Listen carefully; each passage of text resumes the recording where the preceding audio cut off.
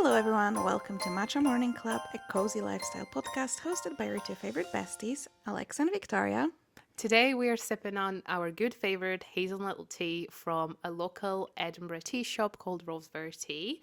And today we're chatting about how to plan for the next year without falling into your usual traps of like resolutions and all those basic things. I think for this episode, we're just going to talk about how to actually, well, if not reach your goals, but at least stick to some things that you really want to achieve, how to plan mindfully, and how to avoid those like, I'm going to do everything all at once on the 1st of January. Because let's be honest, that's just unrealistic.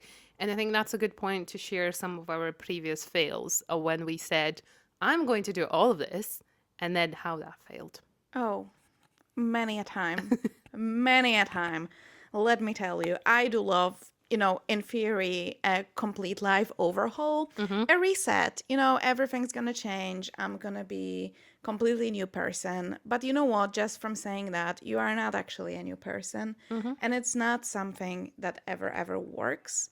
So I think something we need to talk about as well is the goals we set. Are they yours, or is it just what everyone else is doing? Because I feel like for a lot of years, which was one of my fails, instead of actually thinking of what I want to do that year, or I would either rewrite the previous year's goals without Yeah. like thinking, well, maybe I didn't achieve it because it doesn't matter to me that much Yeah. or whatnot. Or I would do what everyone else is doing. So, like everyone's hitting the gym 5 days a week, all that good stuff. So you write the same thing without actually asking yourself what you want to do. So, yeah, my first fail would be completely either rewriting my goals without thinking or just looking what everyone else is doing and what then I thought, oh, this is clearly like what needs to be in your goals. So that's usually leads you into failing because you don't feel that like emotional need to actually go Yeah, for to do it. it. Yeah. I think my issue is always that I 100%, reached some goals. And I did have a year where I woke up on the bloody 1st of January and I was like, I'm going to be this 6 a.m. gym person. And I became that and it great. And it worked for almost 2 years. And then, the patterns in my career life and just where I have to be at what times change. So that became irrelevant, which is totally okay. But my issue, I think, with those like resolution lists is because if you look at my resolutions, it looks like I'm trying to be three different people at the same time. Yeah. Because I want to be this person who, as you said, like goes to the gym like 5, 6 times a week, who climbs like a million Monroes a year. And then I'm also a successful professional. I'm also like Yeah. smashing it at work. And then I'm also, and then, and it's like you Yeah. just can't be all of it at once. And I mean, maybe you can be, but it's not just a 1 year situation. I think it's like maybe a 5 year plan, more like.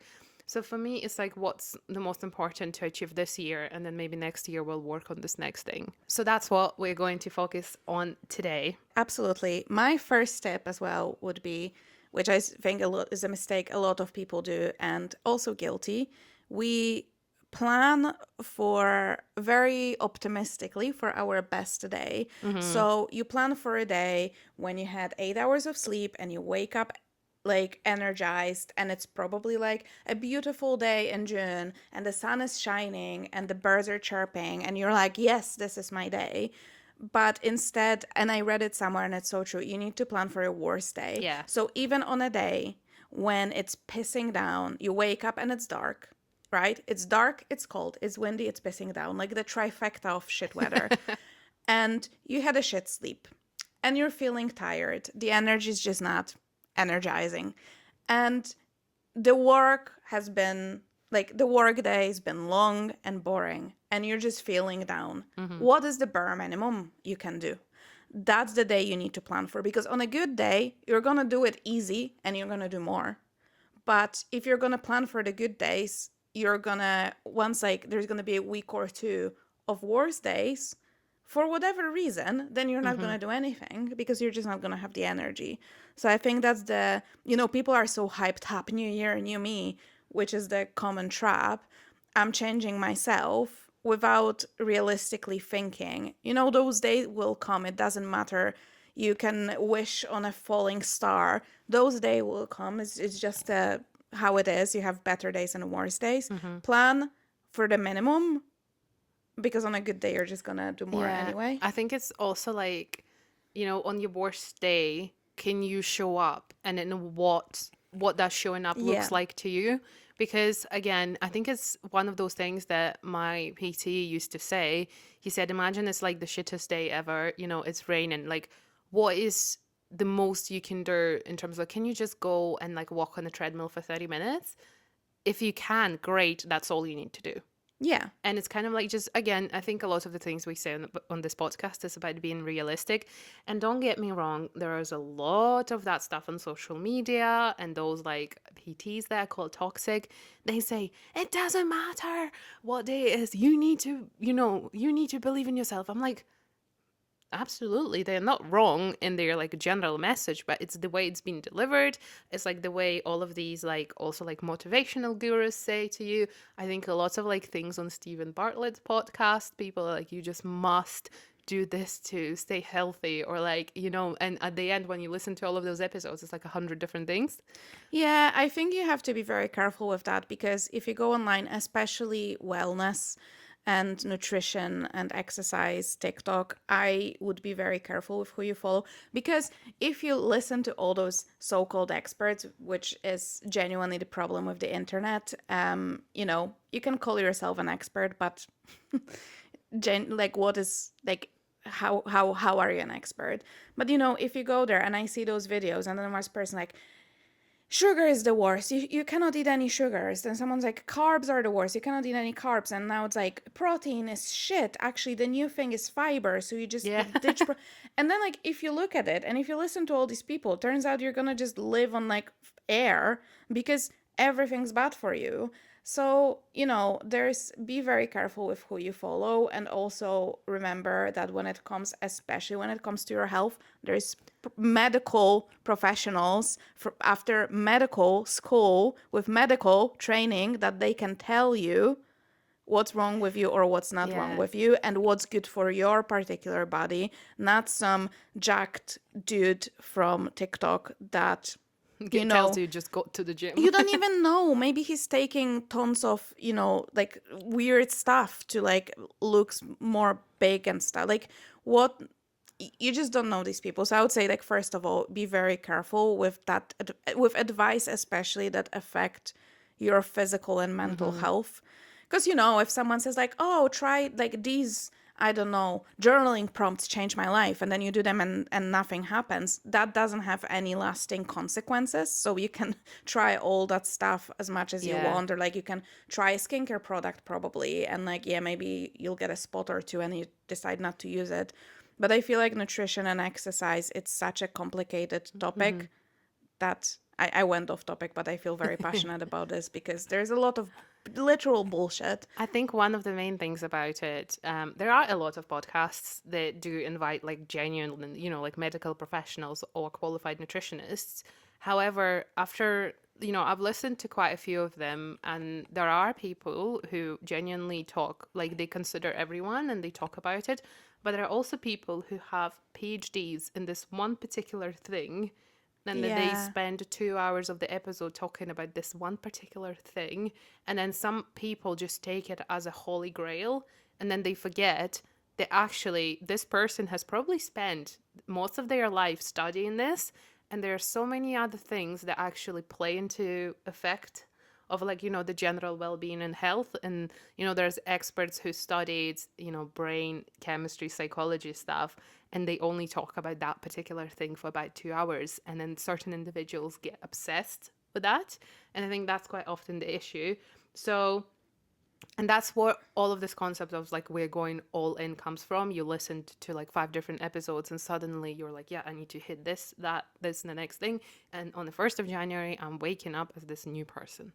Absolutely. And I feel like, this beginning of a new year is like extra busy time for all those kind of experts on the internet because, people want changes. So it's easier. Like we're already in this mindset. You're already kind of looking for certain content. So just be careful. And like you said, because, people very often will quote, oh, there's been this research paper, so it must be legit. But then, no one, everyone's like, oh, there's a research paper. They even quoted it. Like, there's everything's written, therefore it's legit. But no one checks it. Sometimes you'll go and it's like, oh, it's a research done on like 20 people. well, sometimes it's on animals, which, very different. Sometimes it's on 20 people. A lot of the stuff has been done and it's curated towards men, which as Yeah. women we need to like remember and understand. But or like you said, there's very little amount of people. Like even if it was done on 100 of people, there's billions of people in the world. So you have to be very careful about stuff like And that, and it goes for any yeah, I subject, think really. quite an important, like, there's quite a lot of people online at the moment who, as you said, quote research. And as someone who has written like a research paper for my master's and before, there is a section that you always write as an academic professional that talks about research limitations. And this is something that none of those experts on podcast ever mention. They always talk about results. They always talk about, no, we found this, we found that. But never once I heard any of them on the podcast or in a newspaper say, however, these were the research limitations, like geography, race, gender, and all of those things. So, and I think other people who maybe work in academia would appreciate that because they know how exactly narrow their research is. But that's on all of your podcasts, and I feel like it was just shot over quite a lot It's of not that, podcasts. but I feel like also another that's on this topic as well. Restrain yourself from buying all the Yeah, supplements and all you don't need 10 green juices, you don't need all these, you don't need the electrolyte thing. If you're not sweating profusely every day, you don't need yeah, electrolytes. Drink water. You'll be fine. Like the scaremongering and like if you're on the internet long enough, you will see it, like those trends that like there was a couple of months this year when like every day I went on TikTok and someone was advertising those electrolytes. It's gone now. yeah. Electrolytes are passé. You're not taking them anymore. You don't need them anymore. So, and I feel like we are naturally built for shortcuts, which, Yeah. I don't blame anyone. I love a good shortcut and but like there are things that work. And, like if your goal is maybe to get healthier or lose weight, there's things that works that have been tried and tested for absolute decades, and it's for a reason. There is a certain PT, which I'm sure a lot of you will know him, that says there's no magic pill. Well, maybe now you have injections, I guess, to weight loss apart from calorie deficit.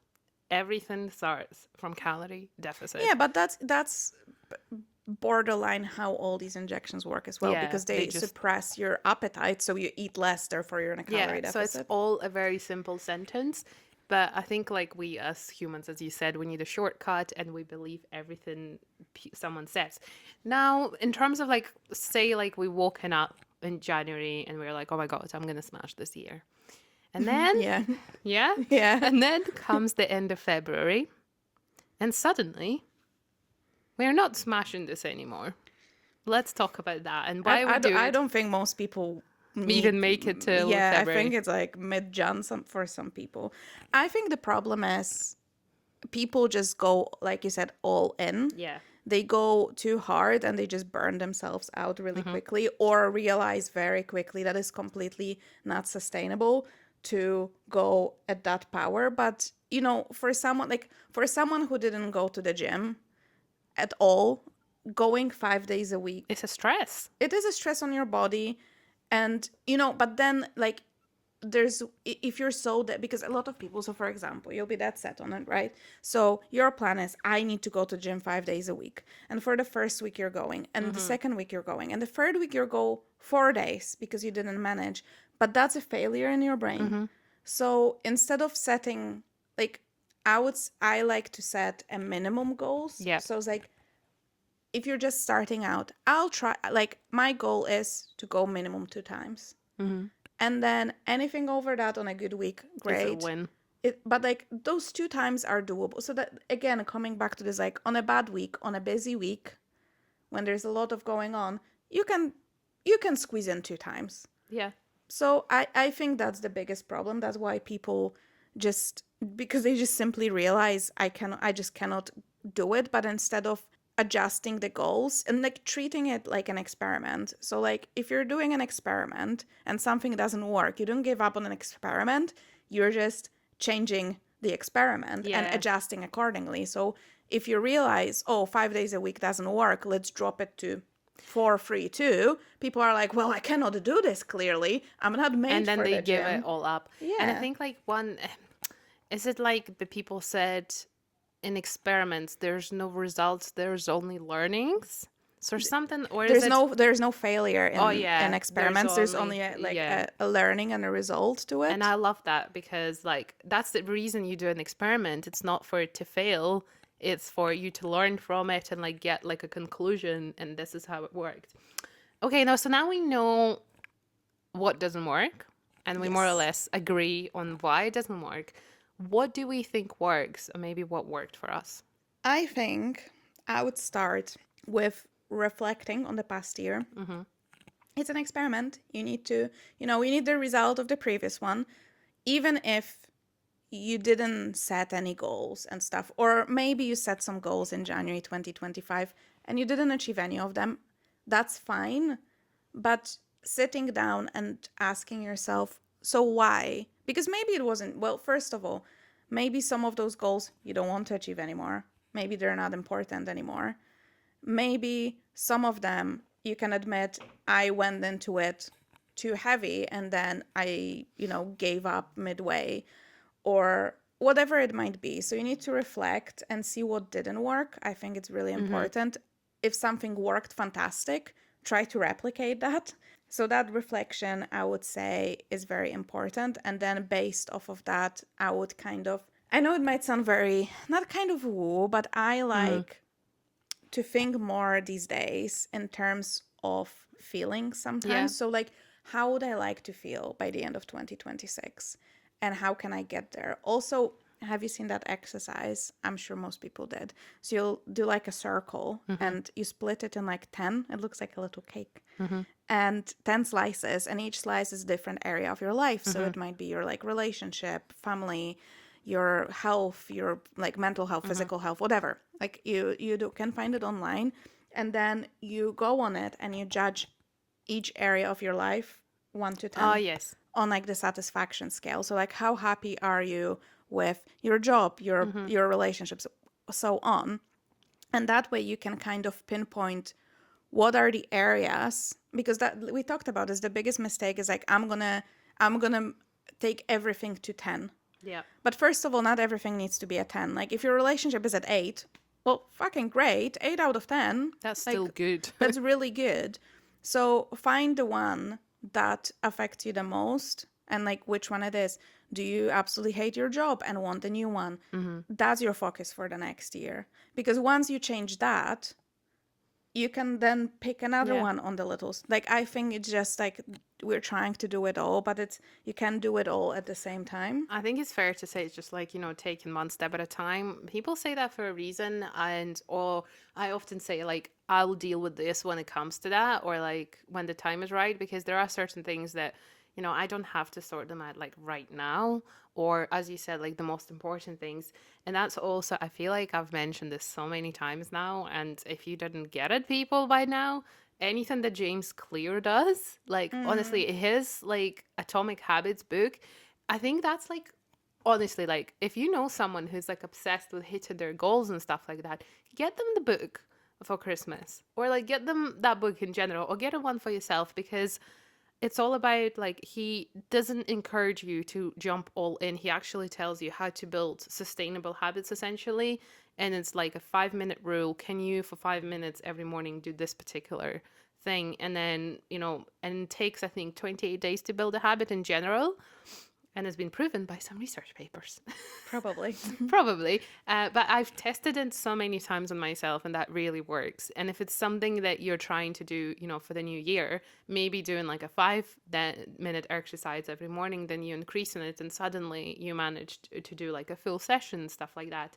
And then in our notes, we do also have this note about a 12-week concept. Love this. There is a book on that as well. We're gonna like put all the books in the show notes.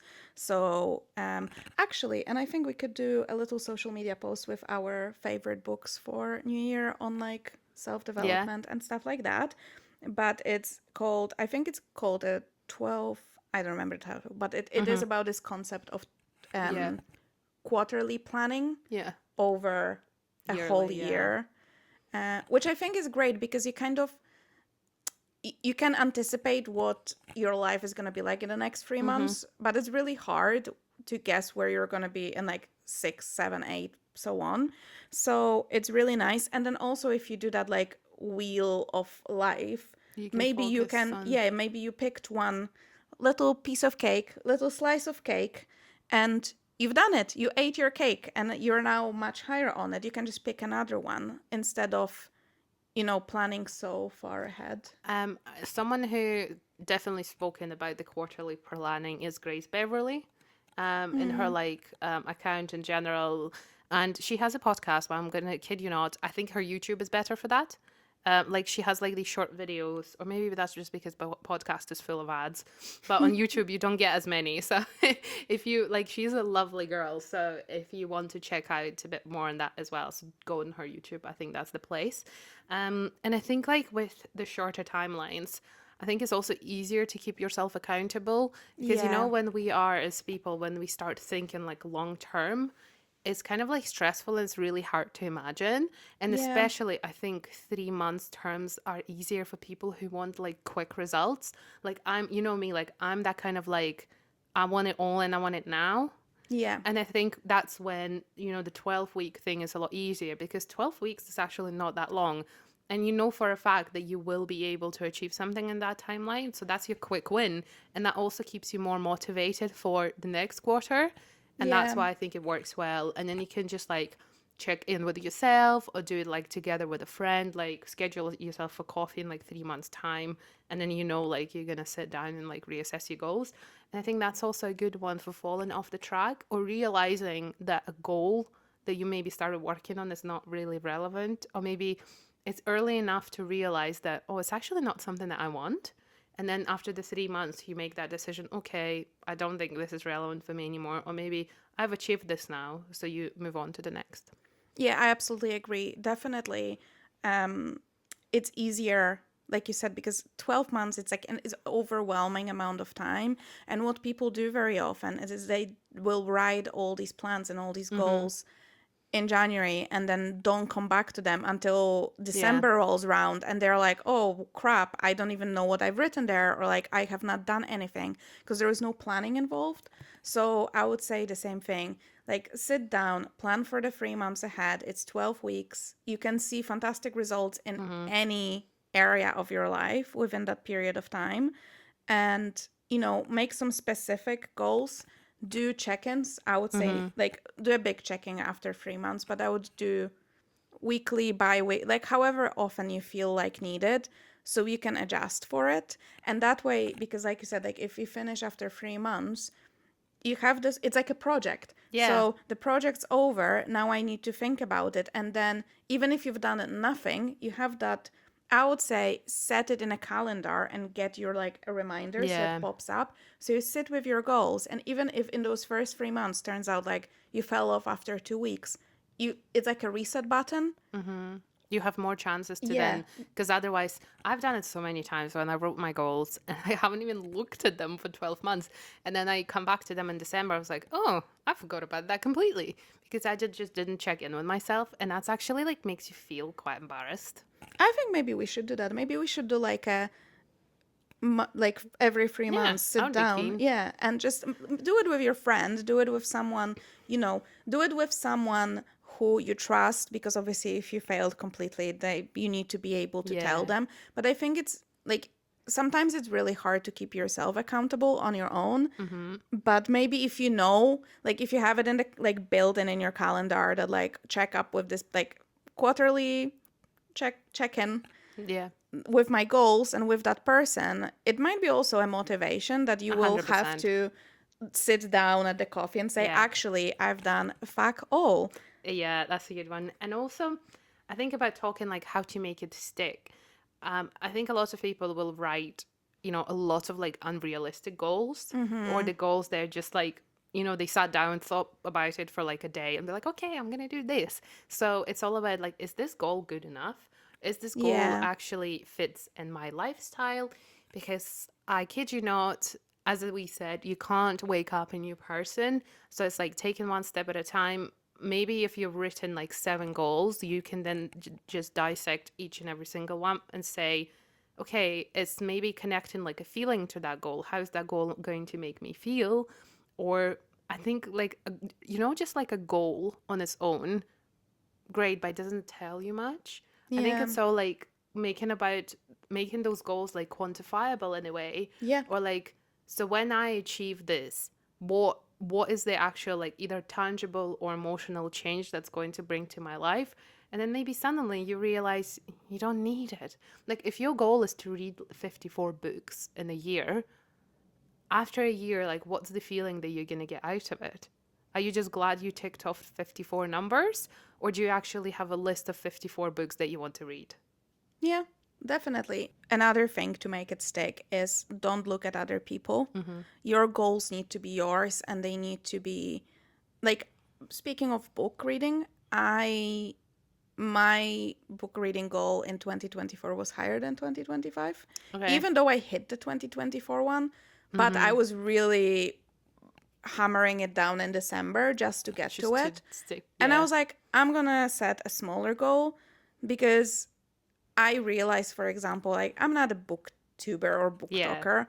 I'm reading for joy, and making it a competition, even just with myself, is killing the joy. So I just was like, actually, I don't need that. Like, no one knows this unless I tell them. Like, I'm not being judged by anyone on how many books I read. And most often than not, like, even when I say to people, "Oh, I've read like 15 books this year," and most of my colleagues were like, I have not read a book in years. Yeah. I was like, this is wow, this is so incredible. You read so much. So I was like, don't forget that a lot of people online, this is their job. Like if your job is That's a good reading point. Yeah. books, if your job is being a personal trainer or a fitness influencer, obviously you have the time to be at the gym twice a day. Yeah, 100%. And it's also like we have a good point here that says not every goal deserves 4 quarters. And I think that's a good point about like, fitness things. Or I, for example, signed up for a 10K race in September. Now I know that I'm quite like not fit for running at the moment. So I know I need to start probably running maybe January or February to get that race done. But I know I don't need to make the whole year about running, because once the race is done, I don't really like running in general, but I'm doing this 10K race as a challenge. So therefore, I know that that goal only needs about 8 months of my time. It doesn't need the whole year, and it's just being realistic. Like, are you just working towards a certain deadline that will pass, and then you can focus on something else? And if that's so, you can just plan accordingly. And in terms of that as well, it's like as we said, like celebrating small wins and just making sure, like, if you've hit a whole week of working towards your goal, like treat yourself, celebrate yourself, maybe jot down in a journal being like, oh, I feel amazing about this, I'm so proud of myself. And then I think that's just like a natural motivation towards the next week or the next month. I feel like as people, we're often very harsh on ourselves because we just Very. expect ourselves to like perform 100% of the time. You are not a computer. You are not like a machine. You're not supposed to be working. Even if you make your computer work at 100 to 120% of the time, it will break at one point or another. Yeah. And it's the same with like sickness. Your body, if you don't rest your body, it will rest it for you and it will Yeah. make you sick. So it's all about like, I've experienced it now twice in the last year when I got sick and I couldn't take time off work. And then my sickness has now like progressed for like 3 weeks. I've done it twice now. And have I learned my lessons? Maybe. Hopefully. Hopefully that the next time I'll be like, sorry guys, I'm canceling it all. I'm taking the proper sick, a week off sick, and then I'm just listening to my body because it's clearly telling me, Victoria, you cannot keep going like this. I'd say another thing is give yourself permission to change your mind. You don't have to write goals on the 1st of January and Yeah. stick to them until the end of the year. I had another coaching session with my coach, and I had an epiphany. I don't know why, because I think she mentioned Meghan Markle. Okay. And I was like, listen, if Meghan Markle decided she wants to marry a prince and be a princess, and then she became a princess and she was like, fuck this shit, I don't like this at all. Yeah. This royalty thing is bull. And she said, I'm changing my mind here. And the whole world was watching. No one's watching you, hun. I'm sorry, like that, but that's the truth. We talked about this so many times. Yeah. You're the main character only in your head. That's true. But like, it is really important. Unless Like, you have a stalker. hopefully not. But you know what I mean? Like, everyone pays attention to themselves the most.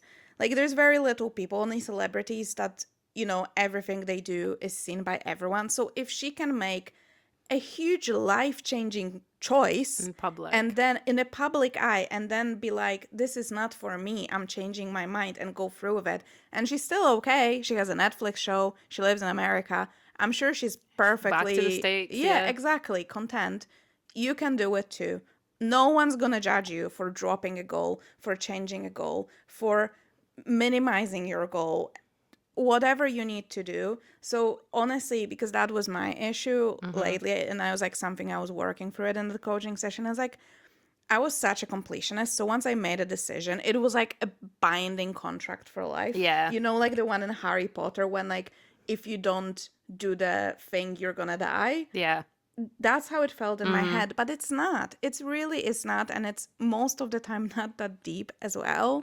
So, be honest with yourself. Don't just drop things, but give yourself this permission. If you really sit down, and maybe that's why these checkups with your friend are Yeah. good. So, someone who you trust, who will not be afraid to tell you if it's like, hey, it's either you actually slacking and avoiding it, or is it you maybe really not vibing with this, or this is not something of importance.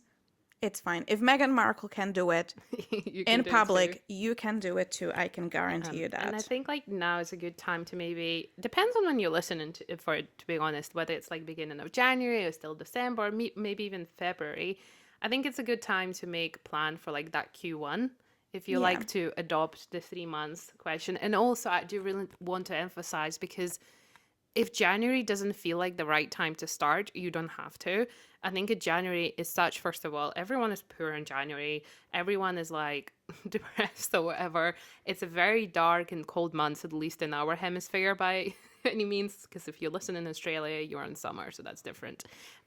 But it's like if January just looks like mindful rest for you, don't like stress yourself out with these goals. You can start in February. I actually quite like starting maybe either in February or in March, because it just feels like, that time, like everything is kind of like starting to come back to life. And I think we chatted about it in one of our other episodes, that you live on your own timeline. And I think there are also other people who like to go by the school year.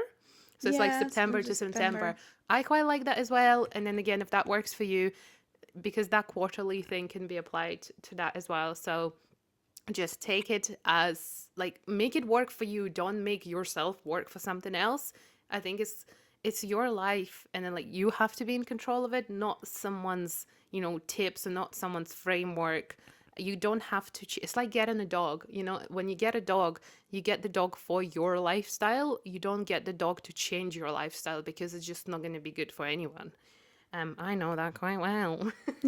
No, I absolutely agree. And I think it's important to remember that, there are these times of the year like September, beginning of the new school year or beginning of a new calendar year, when, we feel that new energy and all of that. And like, if you feel the same way, great, get on it.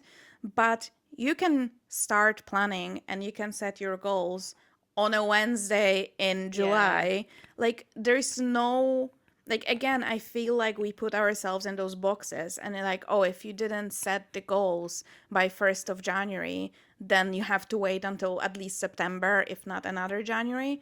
Don't do that to yourself. You can do it anytime. Also, I saw this really like trend on TikTok now, like, get yourself prepared so you can hit it from like get go in January. So it's Yeah. kind of you pre-plan from November, so you start working on it November, December, so by January you're all ready. And I'm like, it's fine to have goals and be ambitious and obviously work towards things. But I think there's such a push for toxic productivity. Mm-hmm. We had like, you had the winter arc, and then you had it that went straight into that like preparation, because you need to be like, you don't even have to hit it hard from the 1st of January now. You just you have to be ahead Yeah, so it's like already. even more pressure. So people can't even enjoy the festive season anymore. They're just gonna have to start working from Yeah, November, and then you're like, okay, so when am I actually taking time off? exactly. So if you're listening when it comes out before Christmas, eat that mince pie, eat that turkey, or whatever you're eating in your country. Spend time with your family. Actually, I think it's really important. Like your brain and your body needs that rest, so you can plan and like think about it and then You start doing know, those things. I watched a video yesterday, which it was kind of like from someone who is originally Russian but lives in Paris and lived there for many decades. And they had an interview where a person who was interviewing asked them, so they're like, so how do you, because they were like, they have quite a big account online. And the lady asked him, it was like, so how do you, so your content is, you know, so positive, so cheerful, it's like feels like a celebration. So how do you basically keep your content so entertaining, so celebratory? And that guy said, he just said, you know what, there's so much negativity in the world that you have to wake up and choose to treat every single day as a celebration of life, because Yeah. there's just so much. And I think that's what you need to choose, because if you failed, say, I don't even like using that word failed, but if you didn't hit your goals today, find something else to make every single day a celebration of life, celebration of your body, of your mental health. And if you are working 9 to 5 and it's really maybe difficult to find something to celebrate on a random Wednesday in January, maybe that, you know, cup of coffee or a cup of tea is the tiny little celebration that you're really grateful for on that day. And trust me, I had a couple of like difficult times in my life, and being just grateful for really simple things really works. Yeah, I think also something to really, really remember is that your goals and the process should feel good, and not necessarily feel easy, but feel No, yeah. good. I feel like we're just chasing productivity. So instead of actually, you should be excited by your goal. You should be excited by this conscious changes you're making to your life. It should bring you, like, every goal of yours should make your life better Mm-hmm. when worked on it or achieved, not make you feel worse. Like if you're working really tirelessly on this goal, but it only makes you feel worse. For example, you're working on your physical health, but it's costing your mental health. Or if Yeah. you're working on your job, but it's costing your physical health or mental health or anything, your relationships, you need to find a balance. And I know it's really hard, but you can't, you're supposed to feel better after this. You're putting all this hard work to make your life better and make yourself better, and not make yourself feel miserable and like you're Mm-hmm. failing all the time. And it's really, I think, important to That's remember very that. true. I think as we wrap up, I would really love to know, if we're talking about like that quarter 1 goals, what are your goals? Or maybe what is your one thing that you're going to work on? Because we are not doing this toxic positivity. We're not asking you to give us the whole plan for 12 months, but also what is one thing you would like to focus for the next Yeah, 3 months? And it also doesn't matter when you listen into it, it's just think for the next 3 months. Do I have one, or do you have one? I think so. I've been doing a lot of reflecting already. Mm-hmm. I didn't have like a proper session yet, but I think I pinpoint a thing that will make the biggest change Okay. for me, which is nutrition. Mm-hmm. And January also seems to be a month that, like, where I don't have a lot of social plans, which makes it easier because I'm not Mm-hmm. going to be going out and eating out. But it's also like I quite like wintry foods, a lot of Yeah. soups, a lot of stews, a lot of stuff that can kind of make itself as well. Mm-hmm. And yeah, so I think I would like to focus on that and actually, cook a little bit more at home and take care of my nutrition more, and just, yeah, that's my main focus. Mm-hmm. And like anything other than that, lovely, but I just would like to focus on that. I think for me, that's probably like definitely nutrition on the same train, but something maybe a little bit more important. So I have like a big holiday coming up in March. And it's like a summer holiday because we're going to a very sunny place. And at the moment, I really don't like what I'm seeing in the mirror. So for me, it's about just like focusing on feeling the best I could feel within the next 3 months' time. And it's just that means for me staying consistent with exercise. And for me, that is somewhere between like 4 to 5 times a week, because I know I can do three, but I just know that for what I want to be, or like how I used to be, maybe that makes complete sense. And also, as you said, like January is not big for going out, although never mind, I have 3 birthdays in family, but I'm sure that 3 days out of a whole January are not going to Yeah. hurt me. But it's just like keeping myself accountable. And one of the main things for me is like, I know I can do it. I just need Yeah. to do it. And again, 3 months is not that long to commit to for me to see real results. And that's why, even like for me, even thinking about 12 months, that's like literally instantly makes me stressed out, because I'm Yeah. like, 12 months, like I have no idea what that would look like. But for 3 months, I know what I want to focus on, because winter season for me, I would love to go back to that hot pot yoga that I really enjoyed last winter. Yeah. So I'm actually looking forward to that, because that just warms me up and it's really nice form of exercise. I'm doing my like stuff. So basically, foundation is already there. Yeah. Just I just build need up on to, it a little yeah, bit. build up on it. And then people do say it's something like in 2 weeks you will feel better. In 4 weeks you will see the results, and in 6 weeks other people will see the results. Is it like they will notice Yeah. them on you? And I just really want to kind of like almost maybe test that theory in a way, Yeah, that sounds really good. And like you said, because it coincides with your holiday, I think it's really nice like to, a deadline. yeah, you have a little deadline, and then, I'm sure it's gonna feel so good if you like hit all your goals and then go on that holiday, and it's gonna be a little break as well, and Yeah. it's a celebratory one. And then I So come back and I'm like, okay, next 3 months. yeah, and then you can come back and reassess as Mm-hmm. well and see like what was working, what maybe didn't work, what do you want to keep, what do you want to change. Mm-hmm. I think that's very important as well. But yeah, I think you have to be positive. It is like a hopeful thing to hope for a positive change in your Yeah. life. So I just feel like the modern social media and media in general, they put so much pressure on you, and instead of everything feeling like it's nice and it's this good change and you're trying to get this 1% better and all of that stuff, I think the mostly associated words with this would be pressure and failure. Mm-hmm. And that's not how you want to feel. You want to feel No. accomplished and you want to feel positive about it, because it's really hard to stick to many things as is with everything that, like, with life changes and so on. So putting that unnecessary pressure on yourself, it's just not going to help. So, and I think that's us for our Christmas special. I I hope know. I hope you enjoyed tuning in to us a little bit extra than I think you would normally expect. I think we covered like festive things, like planning for the next season, how to make sure the season is actually nice and not cold and miserable. And we are actually very excited to say that it's not long until you will hear from us again, That's because true. we are coming back for season 3.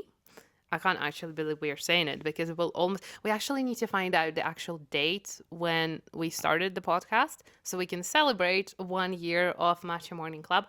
Can't believe when we made it. We actually stuck with it, and you guys, the supporters. Every time I'm honestly logging into our software for the podcast and seeing that people are actually listening, I know. it's It's wild. amazing. Thank you so much. I think this is my biggest probably accomplishment Mm-hmm. of this year. And, like you said, it's crazy to think that we made it through 2 seasons, now this holiday Didn't argue. special. No, we didn't argue.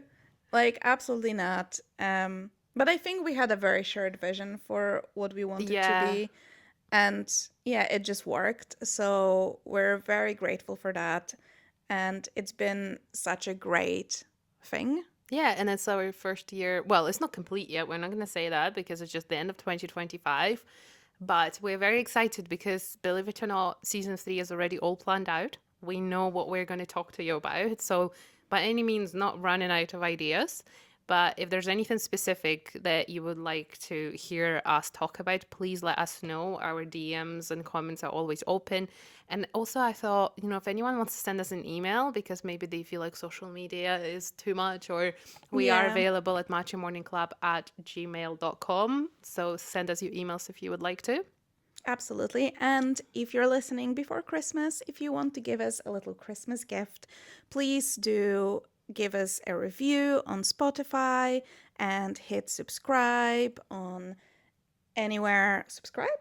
Subscribe or follow. Or Yeah. follow on our social media. And, you can subscribe on YouTube and leave comments there as well. Give us thumbs up if you're watching on YouTube. It really, really matters, obviously, all the engagement. And we would love to hear from you more. So yeah, if you'd like to give us a little Christmas gift for Much Matcha Morning. appreciated. Yes.